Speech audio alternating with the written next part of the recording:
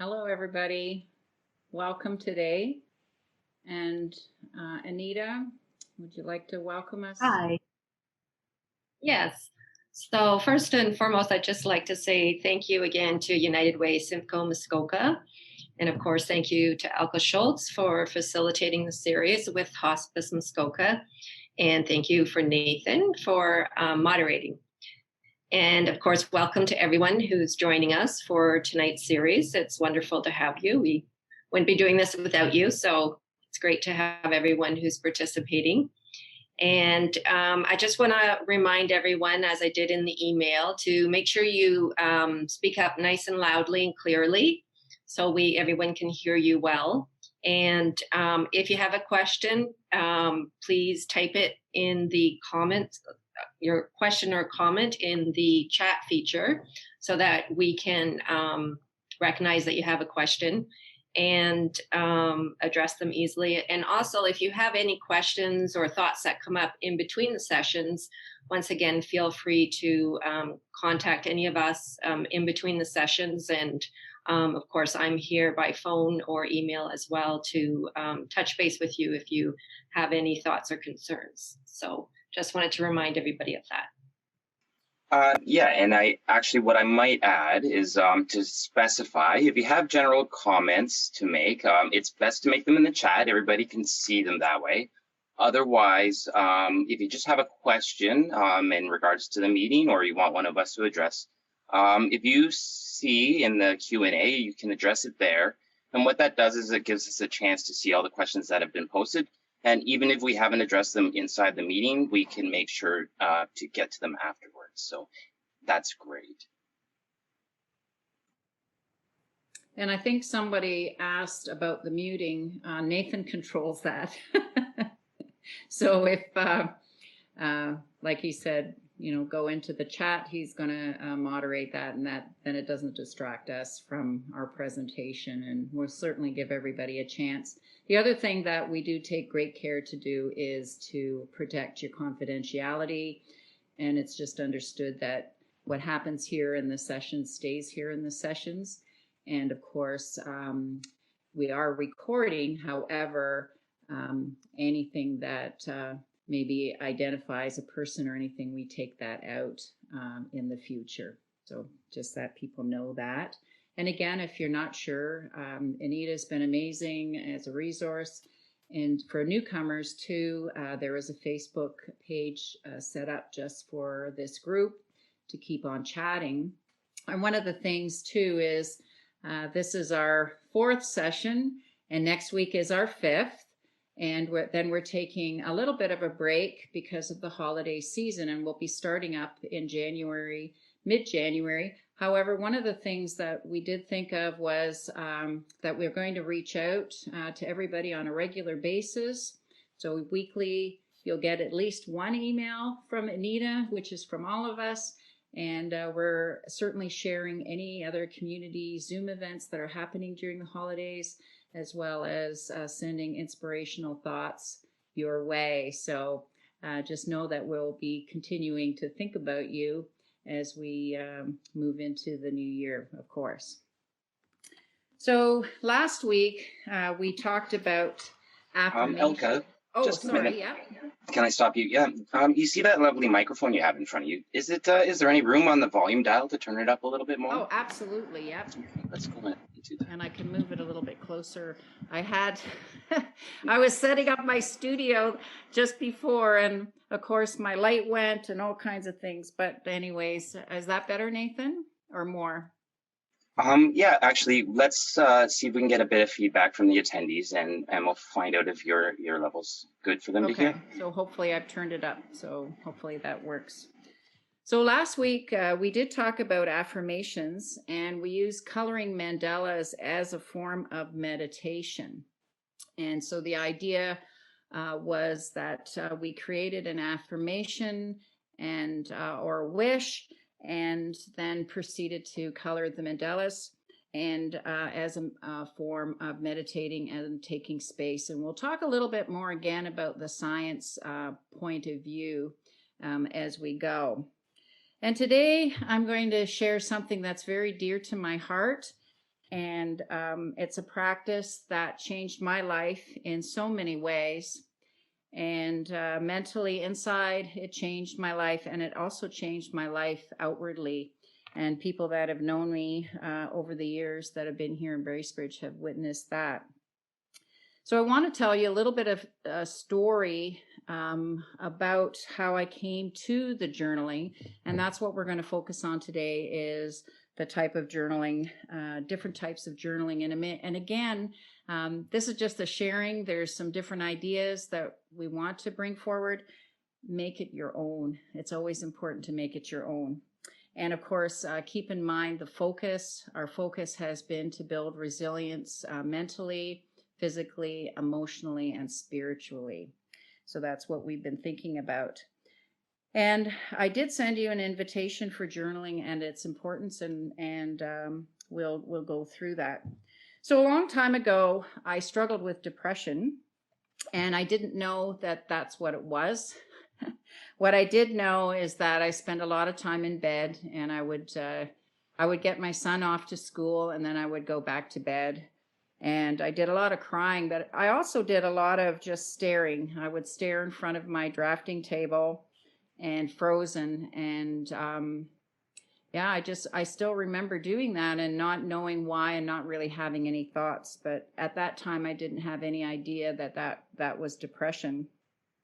My inner language wasn't healthy either. And I do remember driving down Manitoba Street, and it was actually a very beautiful sunny day here in Bracebridge. And I remember thinking how dark and gloomy I felt. Yet, I was driving a van. I had a little bit of money.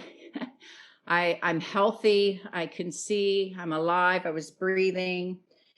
I have a wonderful home here in Bracebridge, and I was just feeling so flat. And I thought, millions of people would trade places with me in a heartbeat. And I just didn't understand why I wasn't dancing or why I wasn't celebrating. And I had a really good friend, Jeff Miller. I don't know if anybody knows him, but he's not with us right now anymore. And he used to, you'd ask him, how are you? And he'd say, I'm great, I'm alive. And he meant it. And I was always fascinated with that. And I thought, that's what I want to be able to do. I want to be able to say, yeah, I'm really good, I'm really great, life is great, and really feel it and believe it. And at that time, I didn't. And I also remembered that I had been in a dark hole. And one of the things that I've noticed is when I had a daily practice, I seemed to be better. I could manage better. And so at that moment, I really was determined to change my mind. And I also thought of a few people in my life that affected me. And one of them, I think a lot of you know, is Christopher Reeves. He was our original Superman actor and had a terrible equine accident and became a quadriplegic. Yet he still was able to write a book about hope and thinking and a positive mind. And I also think of Nelson Mandela, who was imprisoned for many years, and yet he kept his mind. And I want to share with you a book, and I will actually send the spelling to Anita tomorrow. And it's by Viktor Frankl, and it's called Man's Search for Meaning. And it's a very tiny book. And if it's something, you can actually Google it. I believe it's copyright free at this time. And again, it's about our minds and the power that we have between our ears. And that's actually what we're doing here. And again, it was, how do I change my mind? And these people certainly have shared a lot.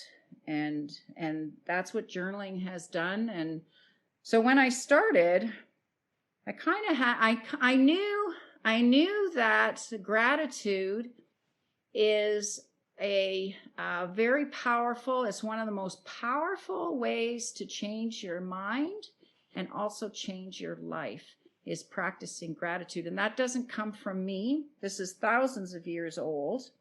The other thing that I also knew is that journaling, and I know some people resist it, and I don't know about everybody here, and hopefully you're here because you want to give it a try, and we will actually send some launch questions as well. So we'll do that afterwards.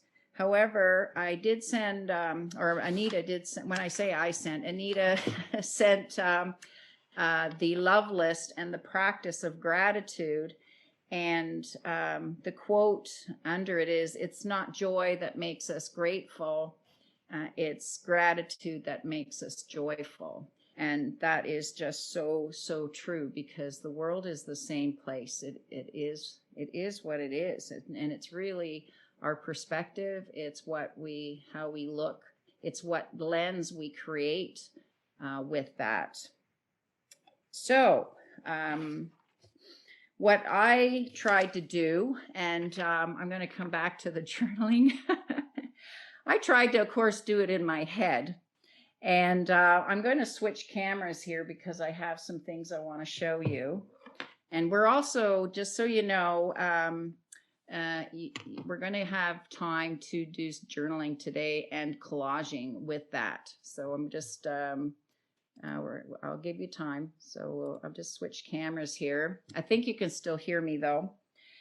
What I tried to do was do it in my head. So there's all different ways of, saying thank you. And I tried to hold a rock in my pocket. I tried to give thanks or name 3 things I was grateful for. However, I very quickly went back to what I call stinking thinking. I went back to negative thoughts and just down a rabbit hole that I didn't enjoy. And so my I don't know how I want to say it, my enthusiasm or my support of writing in a journal is how important it is to write it. And you don't have to write a lot. So I just want to show you. This is how I started with this tiny little book. And actually, I got it at the dollar store. And I thought if it was small and if I could do point form, I would do it. And I also knew that to create a new habit, it takes time. And I promised myself that I was going to really give it a good try. So I made this very small because it could fit in my purse. And I'm just going to show you. So I guess this is the earliest one I found. So I guess I started at April 20th, 2009. And very, very simple point form. And you know what? I kept it up and, I kept going. So I don't even know what these pages say, but they do make me smile. And what I noticed is over the weeks, and people have said this back to me when they've actually started this practice, is I started noticing myself smiling. The other thing that I noticed was that I started, when I looked around during the day, I would think, oh, I can put that in my journal. And I just did a radio interview, and the interviewer said, I'm going to write about this interview in my journal.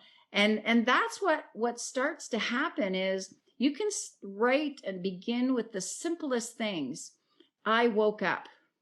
It's a miracle. We're alive. We're breathing in this galaxy, this planet that's going 60,000 miles an hour through space. It's a miracle. We can just talk about the sun. We can talk about the weather. We can write about that. We can actually write in the journal. We can do that. And your mind and your brain starts looking for more things that you can put into this journal. The other thing that I noticed, and this is why I get so excited about it, is I started to notice joy. And at the beginning, it kind of went bubbling up inside me. And then it actually went away. So I thought I've got to keep practicing. And I actually started doing this gratitude practice morning and night. And I have to tell you that I sleep amazingly well. So sleep is really important. And so you can see that I started doing it morning and night and just started decorating the pages. And this practice started to grow. And I just wanted to show you a little bit. And you know what? Make it your own. So I started putting in quotes and intentions. And that's what we did yesterday. And it was kind of fun to pull out some old journals and just to see some of these quotes. And they're just so interesting. A Zen quote: "Don't seek the truth, just cease to cherish opinions." And then, of course, it evolved to collecting pictures and people's calligraphy. These aren't mine. They're just things I've collected over time. And also, again, what started happening is I got more and more excited about journaling, and there you can see I'm still doing my daily practice. So what I wanted to do,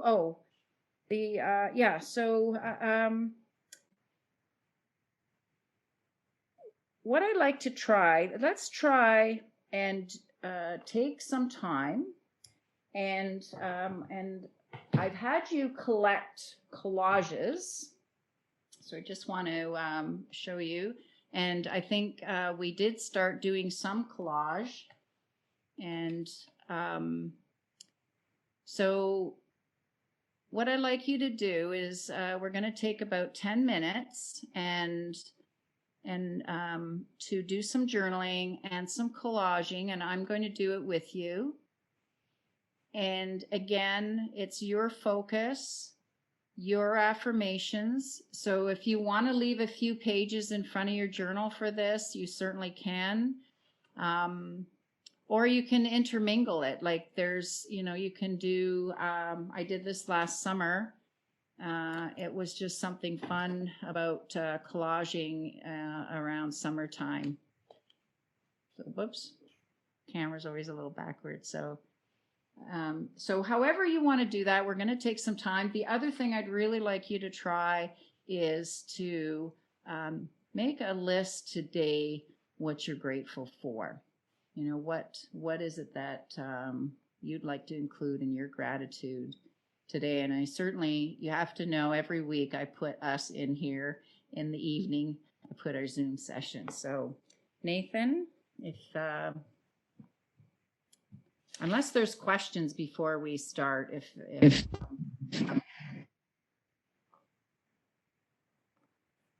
everybody okay? Go ahead, Anita. Well, I just wanted to make a comment because I think in relationship to journaling and sometimes attempting to write down our experiences, it's a way of grounding those experiences both in our body and just in our brains.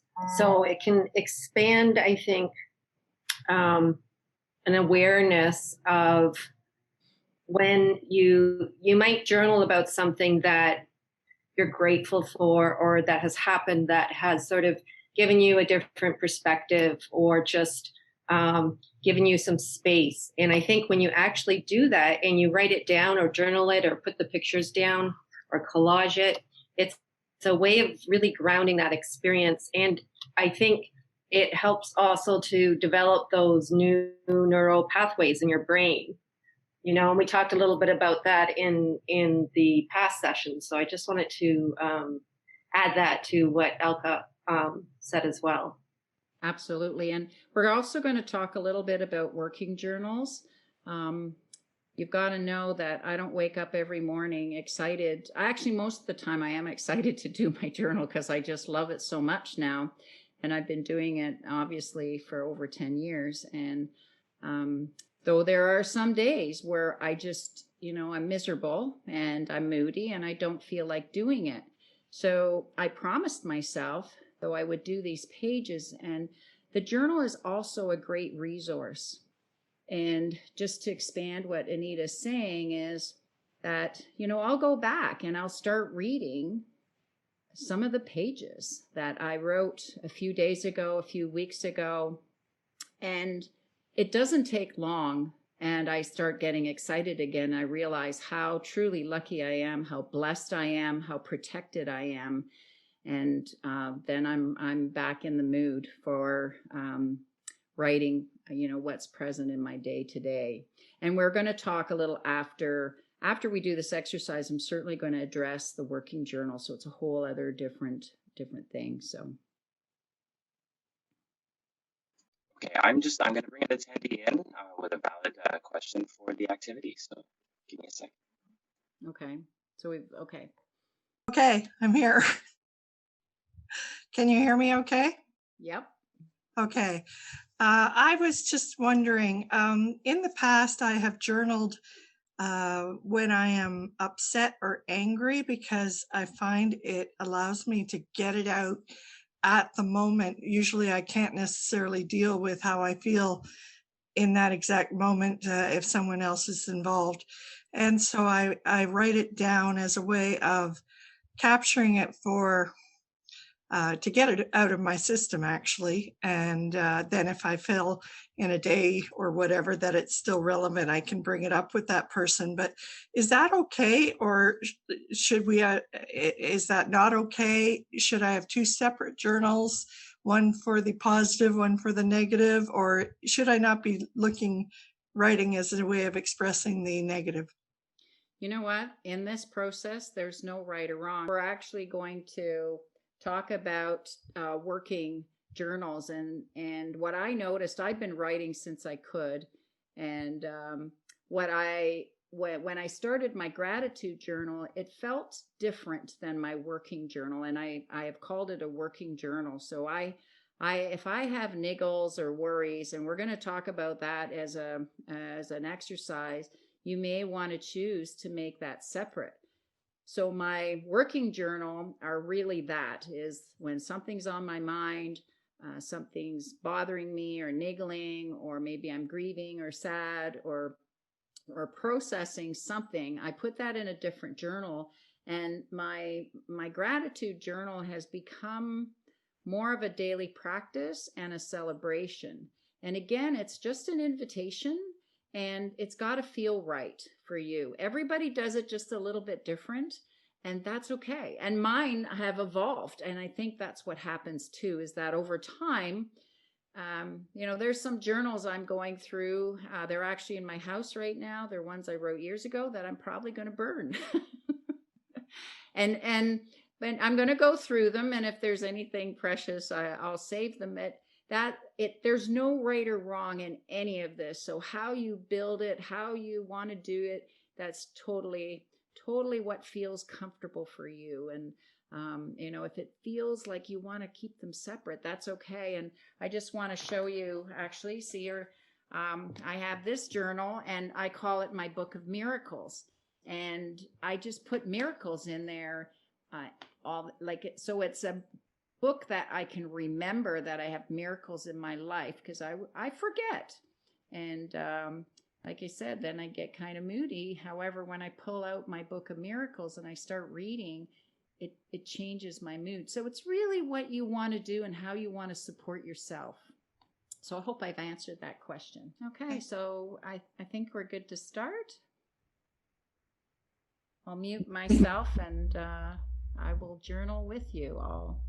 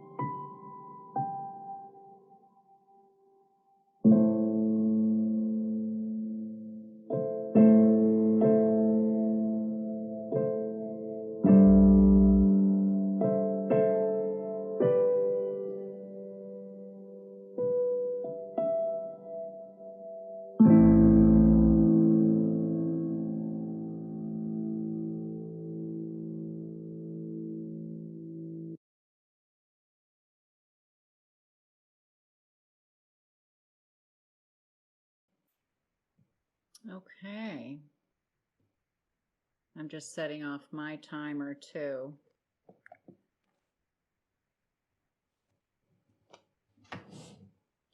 I know this isn't enough time. I spend hours with this, and sometimes I come to the studio and, well, I can show you. It looks a little chaotic, but that's okay. Oops, there are some of the cuts. And I do file them, and that's okay too. And it is a time of processing for me through the arts. And there's a couple quotes that I was moved to share with you. And it's exactly what we're doing. And one of them is, and this is an affirmation and a mantra, this is my moment, my time to begin to consciously, intentionally, and deliberately participate in the creation of the future I desire. So I'll read it again. This is my moment now, my time to begin to consciously, intentionally, and deliberately participate in the creation of the future I desire. And the other one, which is really interesting too, and this is by Lisa Nichols, and we can forward these to you if you want them. You are the designer of your destiny. You are the author. You write the story. The pen is in your hand, and the outcome is whatever you choose. You are the designer of your destiny. You are the author. You write the story. The pen is in your hand, and the outcome is whatever you choose. And that's from Lisa Nichols. And this one is kind of a combination thoughts are things. Thoughts are and have power. And that actually is very, very old. I didn't make that up. It comes from some different Buddhist. I don't know the source. Okay. There's a little bit better. I know this isn't enough time. I really, really hope that you take the time and the chance to play with this and make it your own. One of the things that's really important with all the strategies that we're sharing in these workshops is use the ones that excite you. Use the ones that are fun for you. And because if it's fun and you like it, you're more apt to do it. And if it's small and regular, you're more apt to do it. So think of ways that you can include some of these changes that you want to make to build up your resilience. And the same as that small little journal, it's small and you're able to do it, and put it with something you're already doing every day. I mean, if you're already having a cup of tea every morning, join it onto that. Like, put it with something that you do every day, or maybe you take a walk every day. Well, somehow include it with that. So maybe before or after, that it becomes your own ritual, your own practice. Elka, I was going to ask you a two-part question. I think Okay. you've answered partially the first part of it. Maybe what do you suggest doing if you don't like journaling so much? And I think that's kind of what you just replied to. And, maybe some other substitutions for journaling as well. You know what? That's a hard one for me to answer, because as Anita mentioned, there's something that does happen in your neural pathways with the journaling. And I get that, some people have said to me they just don't like it. They resist it. They don't want to do it. Okay. There's just so much science and research that as soon as you write down a goal, like you can think of a goal already, and that already gives you a certain percentage. I don't have all those stats, but they are out there.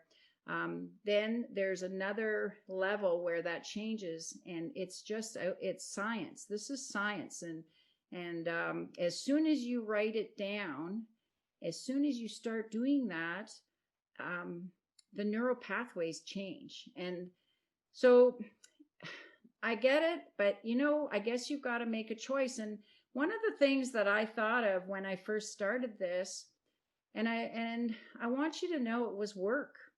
And some people say they think I'm calm, or I present that. I truly am pretty happy, and it's been work. It's not a light switch. I mean, I wish it was. I wish, if there was a light switch answer, or some kind of thing that, we could change channels like that. Not what I've experienced. I haven't experienced anybody that's able to just walk and go, oh yeah, I get it. Yeah, I'll switch the channel. Like, no, it's work. And, in this love list, it's so interesting because one of the things that, again, that I bring to you, and it's not something I've made up. This is science. And this particular exercise comes from Jack Canfield and Rhonda Byrne from The Secret. And I don't know if you know a lot about Jack Canfield. He's the chicken soup guy. However, he's written a lot of other books, and one, it's huge, it's thick. It's called The Principles of Success, and it certainly is a book about holistic success. And Napoleon Hill has also written one, and he wrote it in the 1925 circa. He was same as Florence Shinn, and he studied successful people for 25 years, and he wrote the book Think and Grow Rich. And it certainly isn't just about money. Money is a byproduct of being rich inside. So anyhow, coming back to the love list, what happens, and I guess we'll talk about it now, is your brain can recognize about 10 particular concepts and goals. However, that does tend to overwhelm people. So, different people have broken it down to 5 to 7 things. And what happens is the brain starts to recognize familiar things, and writing them down, I guess I probably sound like a broken record, but it is probably the most powerful. It's still, you can do it other ways, I'm sure. And, I'm sure you can listen to inspirational readings and different things while you're doing stuff. The other thing is that these rituals do help clean our brain. It's like dusting the brain. And this, again, isn't something I've made up. Many practices, and I say practices, not religions, but the practice of prayer, the practice of mantras, the practice of chanting, the practice of what we're doing, the affirmations, it's all practice. It helps the subconscious, and that's what we talked about last week, is we can change our subconscious mind, and then the brain does shift. And one of the things that I thought of a long time ago was it's the same world. When we step out into the world, it's the same world. And we can decide how we're going to look at it. Are we going to look at it as a miracle, or are we going to look at it as a burden? And, yeah, it's a choice. Anyways, I know it's a roundabout answer, but I'm happy for contribution. And we'll just make sure that we have time to give the other resource the worry assignment. So anyways, go ahead. I just wanted to add in to that point of, it's the same world and you can walk outside and decide how you see it. I think that speaks to a shift in perception, right? I mean, like the saying of the glass is either half full or half empty, right? So it's kind of depends on your perception of what you're looking at. And we can all be standing at a different point of perception. And that's why sometimes people are looking at the same thing, but experiencing very different, having very different experiences of that same thing. So, yeah, it's I agree, like it's so much about our perception and shifting. Absolutely. And it doesn't take away from acknowledging not feeling good. I mean, right. I know my daughter had that experience. She was worried to feel grief, and she thought it would bring on more grief. This was when she was really little. And if we're whatever we're feeling, we've got to acknowledge. And it's like what our other participants said. And I know I need to avoid using names, but anyways, it's not to be rude. Anyways, it's about acknowledging where we're at. And that's what that working journal is so good for, is like acknowledge it. Write down your feelings and your troubles and your struggles and your worries. And I have a worry assignment. And again, it's to free up our mind, and we can change how we think. And we have 50 to 70,000 thoughts a day. Most of those are repetitive. So where do you want to go with that? Do you want to keep thinking about, like what Anita said about that glass half empty, or do you want to look at it a different way? And we can look at even what's happening in 2020 is, can we stretch our minds and be creative to see this as an opportunity? And it's been an opportunity for nature, for so many different things. Can this be an opportunity? And, we can, it's almost like, I know in the spring, my brain actually hurt. And it was like I had this screeching halt of, oh my gosh, how can I be creative and actually see this as an opportunity? So I give that back to you, is how do we do that? And one of the things in this love list is, and here's a challenge for everyone for the new year, is list 100 qualities of yourself. 100 qualities, virtues, and character traits that you have. And I remember when I first did this exercise, it took weeks. And, you know, it's a great thing to ask people, your friends, your family, people you trust, and ask them for, you know, maybe they can give you 5 attributes. Or, okay, I read the comment. They needed to 2022. That's okay. It's practice. And usually if you can see that quality in someone else, it means you've got that quality. You recognize it. And it's a great thing to realize who you are and the qualities that you have. And again, it changes your brain. It changes how you think, because then you start looking at other people and going, oh, wow, they have such a lovely voice and they're so gentle. And, oh, look at this, what they did. And they're great workers and they're so kind. And then you start going, wait a minute, I've done things like that. Or look at what my neighbor's done. And so it really does help.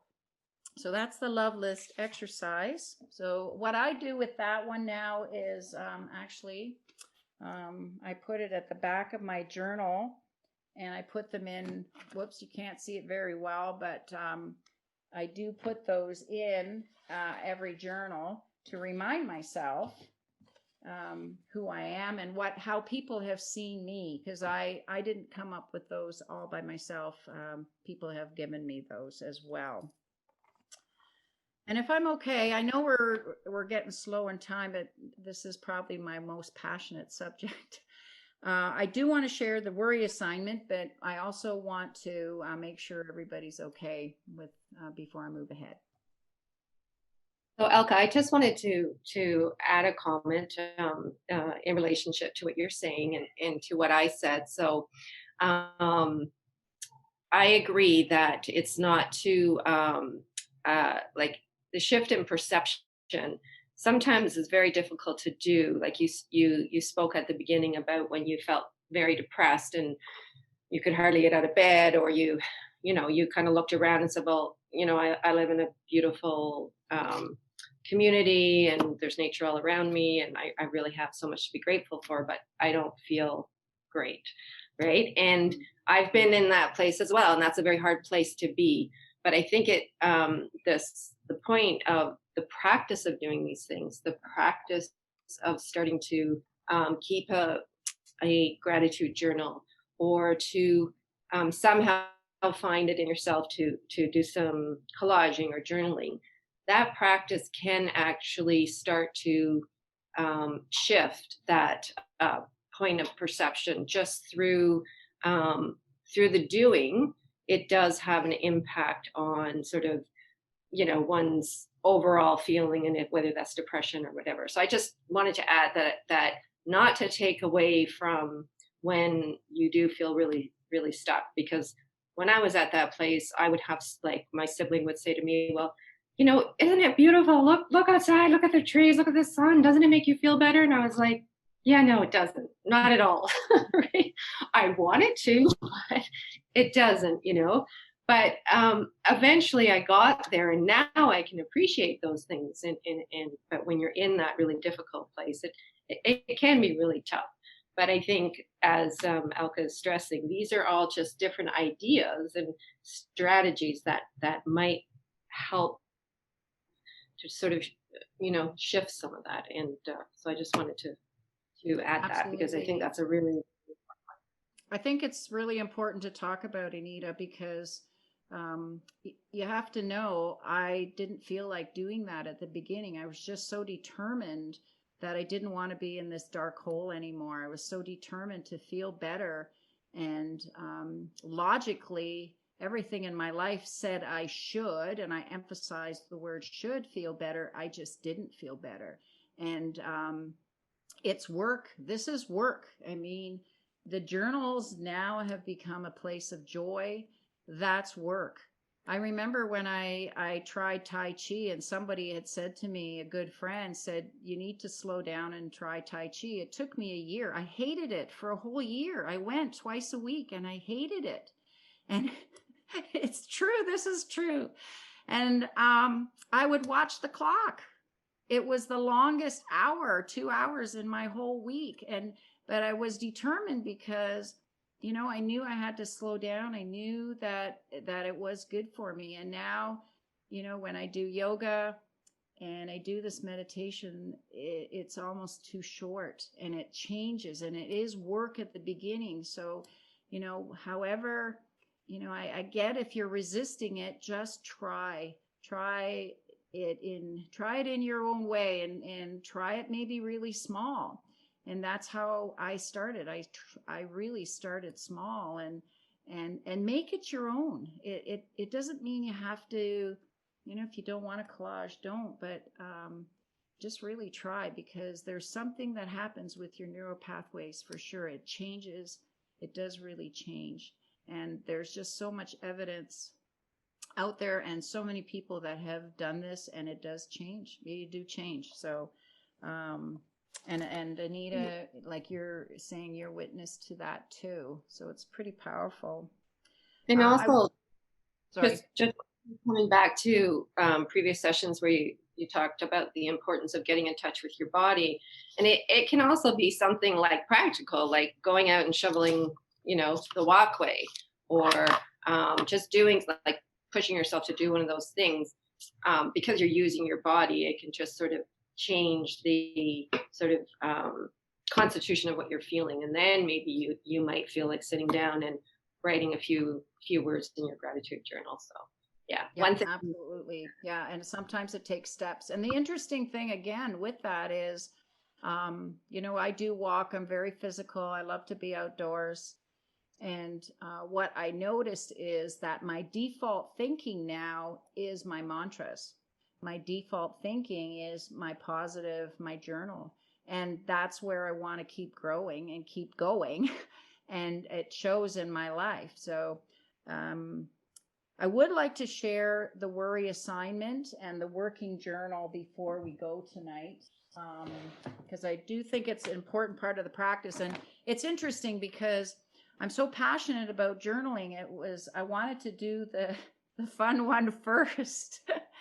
Anyways, the worry assignment or the worry journal or working journal, it can be very simple. I've just got a simple exercise book here. And so it can just even be a pad of paper. And this one is not something that you need to share with anybody ever. And so if you find that you are having worry thoughts, if you find you have looping thoughts, so that worry that keeps rolling around, that's over and over in your head, if it feels very invasive, this exercise is also very, very powerful. And it's one I learned in my 20s, so long before I became a therapist. And then it came across my desk again just 11 years ago.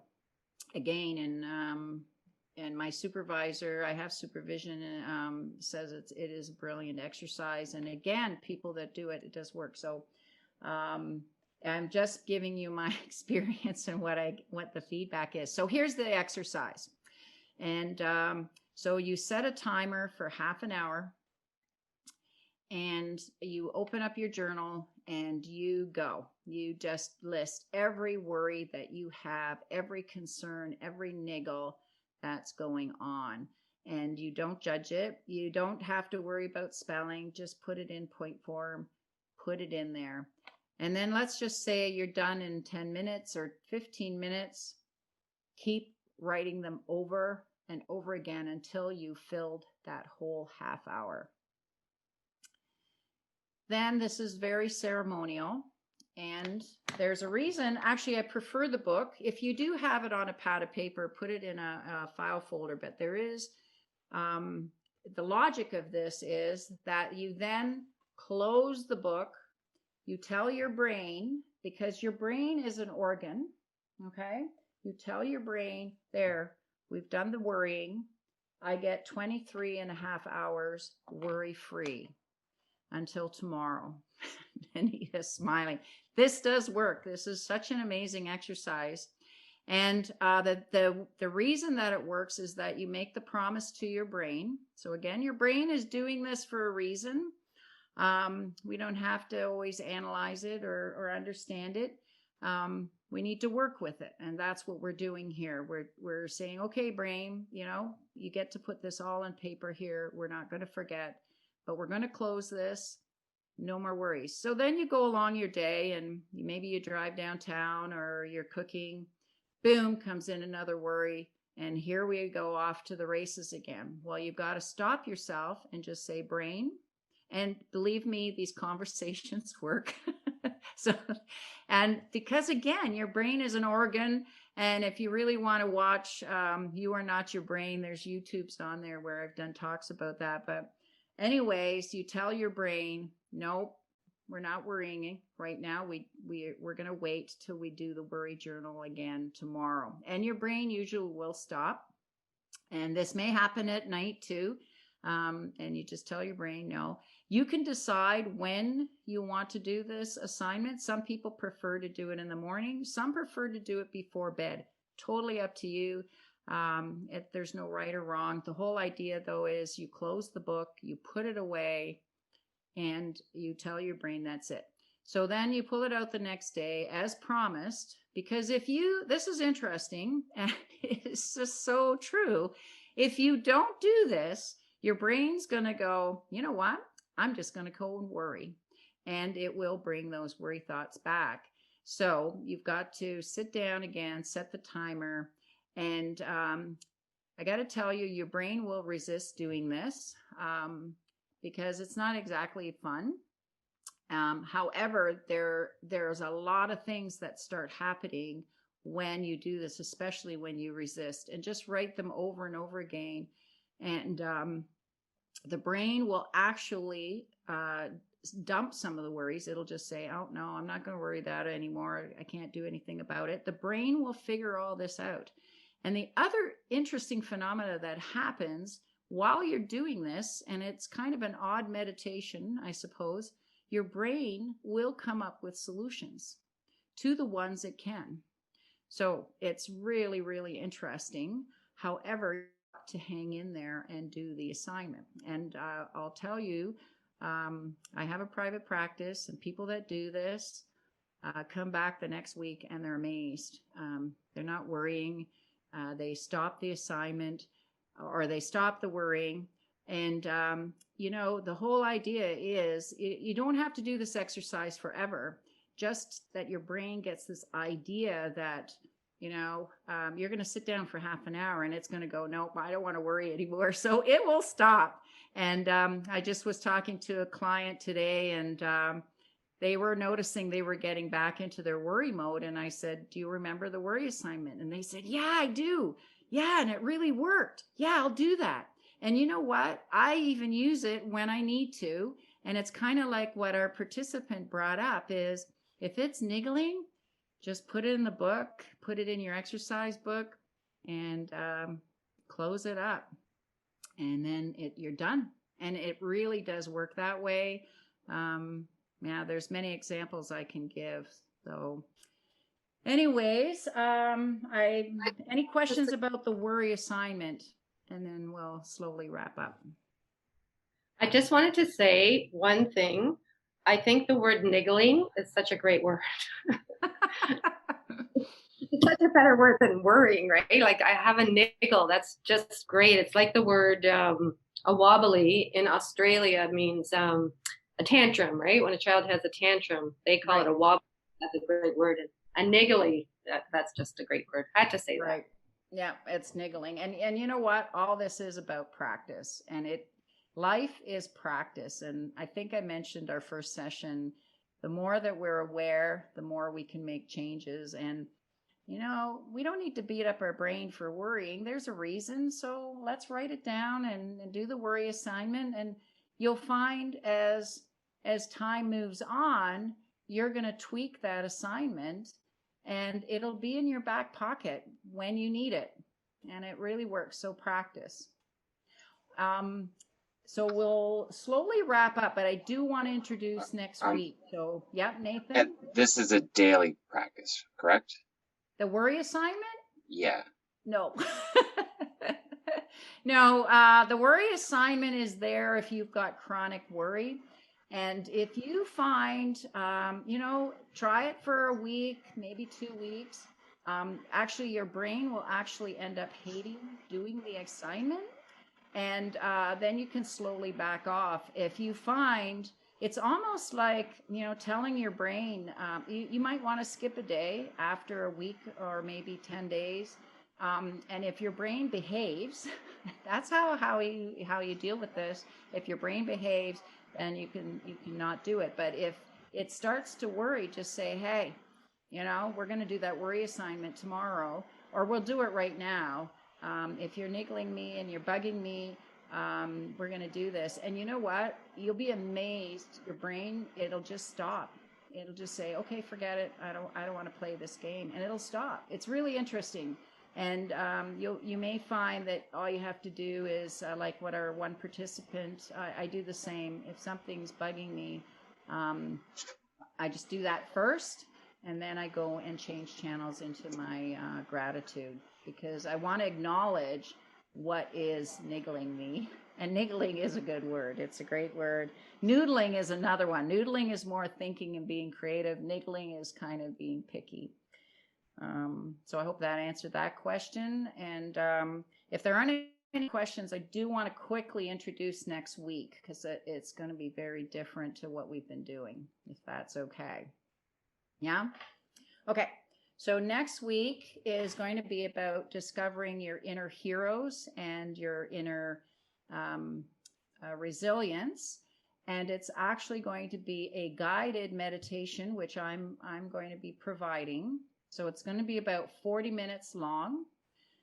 What we'll do is we'll introduce the activity. You'll need a fairly large piece of paper. Ideally, if you have an 18 by 24 inch piece of sketch paper, great. If you don't, 11 by 17 photocopy paper would be fine. If you want bigger paper, you can always tape those two together. That's okay. It's just that it gives you a little more movement, because we're going to be listening to our bodies. And the other thing that you want, and this is where I got to defer to Anita and to hospice, is if you have pastels, that would be good. However, if you don't have access to that, we could use crayons. I don't know if people still do. It's just good for the background and to, so I don't know, Anita, I know that you guys are looking after the materials if people have issues with that. You don't need a lot. It isn't about that. It's more about the process of, and it's expressive. This is not about, this isn't a drawing class or anything like that. It's just purely expression. The other thing that you may want is to have markers or Sharpies. That will sit on top of the pastel. And then also your working journal, or however you want to do that, because we want to have some time for reflection. And we also will have time for any sharing, and we may do some breakout or something like that. We'll figure that out. Again, the sharing is voluntary. This is not a have to. I always believe that we need to keep our thoughts private, because that's where we're probably going to be the most honest, and that any sharing is totally voluntary. So, any questions? It'll be an adventure. No questions? Okay. We're good. Nathan's given us the nods and we're good. Okay. Well, thank you again for a phenomenal opportunity. And I just hope you give it a try, because it is so worth it. All right. Good night. There's my heart. Oh, thank you. Yeah.